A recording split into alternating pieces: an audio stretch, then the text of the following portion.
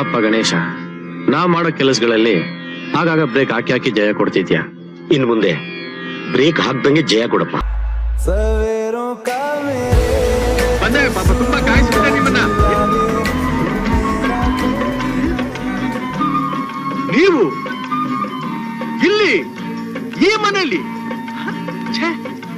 ನಾನು ನೆಚ್ಚಿರುವಾಗಿದ್ದೀನಲ್ಲ, ಕನಸು ಕಾಣ್ತಾ ಇದ್ದೀನ. ರಾಜಕಾರಣಕ್ಕೆ ಬಂದ ಮೇಲೆ ಉಪೇಂದ್ರ ನಟನಾಗಿಯೂ ಇಲ್ಲ, ರಾಜಕಾರಣದಲ್ಲೂ ಇಲ್ಲ. ರಾಜಕಾರಣದಲ್ಲಿ ಯಾವತ್ತೂ ಇಲ್ಲ. ನಾನು ರಿಯಲ್ ಸ್ಟಾರ್. ನಟ ಹೆಂಗೆ ಆಗಕ್ಕೆ ಸಾಧ್ಯ? ನಾನು ರಿಯಲ್ ಆಗಿ ಮಾಡೋದು, ನಟ ಅಲ್ಲ.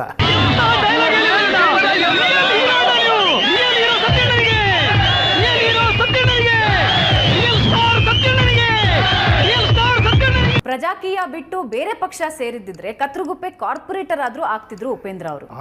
ಇನ್ನೊಂದು ಸಲ ಇಂಥ ಮಾತಾಡದೆ ಅಂದ್ರೆ ನಾನು ಕಠಿಣಾಗಬೇಕಾಗತ್ತೆ.